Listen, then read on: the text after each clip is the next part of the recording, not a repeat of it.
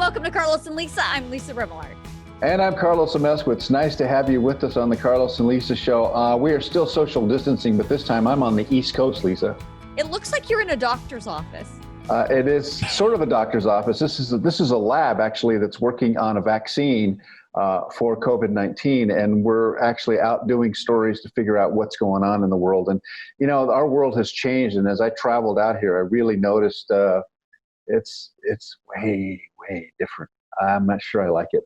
You mean, wait, what do you mean? Like the people, the environment, like outside of California, you mean? Everybody's, got their masks and we're on the plane and they don't sell the seat in the middle and they don't give you the real food. And we talked about that. And because I'm out and doing, what do they call stage 3 recovery?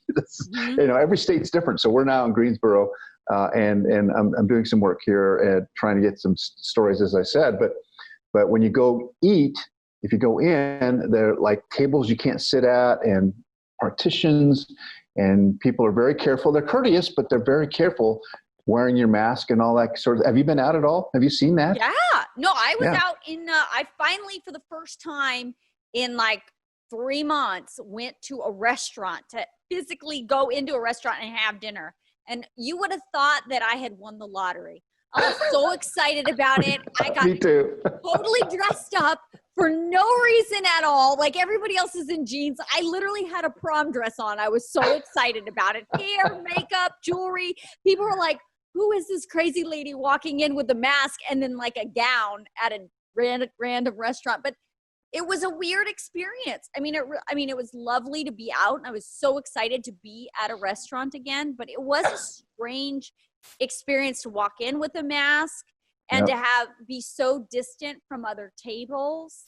And I will say though, the restaurant in San Diego I was in was full of people. There was not an empty table. It was all full. Oh, really? They went for everything. Yeah. Because here in Greensboro, for example, my first, and I'll tell you what, oh my gosh, if I miss Mexican food, I cook food, but it's not the same. And so I went to this restaurant called Mariscos here in Greensboro. It's a new restaurant. They just opened up when COVID hit. They had to shut down and then they reopened. They were so excited. But again, it's the practicing the face mask and everything, but the food tasted, it's like I had died and gone to heaven. It was incredible. That's how I felt. Yeah.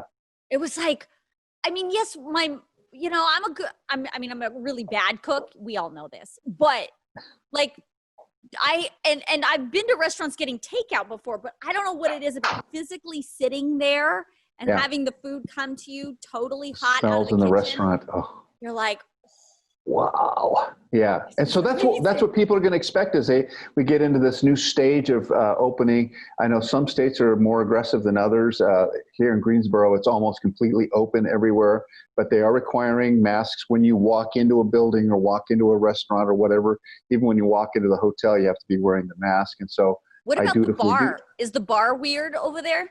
Okay. So here's the deal. I went to the O. Henry bar just to see it because it's a historical place. And so you walk in, it's this beautiful, luxurious bar like you would expect in an old fancy hotel. And they have these plexiglass partitions. By the way, very well made. They match the decor of the O. Henry bar. But you can only sit 2 people in a certain section of the bar. So where you would normally have 10 people at the corner of a bar, 10 people all there having fun, drinking and talking and stuff, shoulder to shoulder, all that. No, there's only 2 people in that space. And then there's a partition, and then there's 2 more people. But it's not 2 random people, it's 2 people, the people you're with. So if you're by yourself, you just sit in that space by yourself. You can't, there's not like, I'll buy that little girl down there a drink, or that little lady down there a drink, or I'm going to buy my friend a drink. It's weird. It's a weird thing. Is the bartender wearing a mask? Bartender's wearing a mask. Interesting. And gloves. Interesting. And he was taking his gloves off and on. So every time he poured new drinks, new gloves. Yeah. I mean, it takes a real effort. And I think I find that to be really interesting that people are taking that seriously, which is great. Everywhere you go, there's pumps for, the Purell stuff, the hand sanitizer. Everywhere you go. Yeah. They even hand you, we talked about this last time, they even hand you hand sanitizer when you get on the plane. Right. Hand sanitizers and wipes. Well, I went to that restaurant in San Diego, and I specifically the hostess who sat us at the table, I asked her, she was wearing a mask, by the way, and gloves. Yeah. And I asked her specifically, how has the restaurant business been doing? How have you been doing? And she says, believe it or not, we've been doing really well. We shifted to takeout. It went really well. We never really slowed down. And now that we've been able to reopen the dining room, it's been, constantly full. They're not compacted tables, but it's been full. So, at least in that particular restaurant, they were doing well. And yes, hand sanitizer everywhere, and they're real particular about wearing the mask. Here's my hope, Lisa. I pray. All right, we had all those demonstrations and all those people close together out in the streets. God bless them for doing what they feel they need to do, all right? But if there's suddenly this amazing spread of COVID-19, if we go back to that lockdown thing, I don't know. I think in America's psyche is their minds are going to be blown. I don't know if it's going to be something they can actually do. Don't even throw that out. Sorry, I know. Don't throw it out. I know, but I understand what you're saying, and it's a real possibility, especially because of all the people that are out and about, and not to mention all the people that were out and about on Memorial Day, not to mention all the people that will be out on the 4th of July coming up. So, it's just worth noting that coronavirus did not go away. It's still here, and it's still spreading in certain states.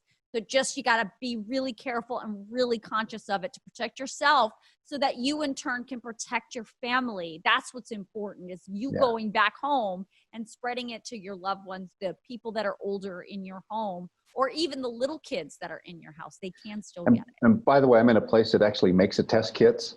Yeah. So I've been getting tested regularly here. So I know that so far I have not come in contact with COVID-19, but and when I go home, I'll have 2 extra tests to test myself. So when I go back, so I'm okay.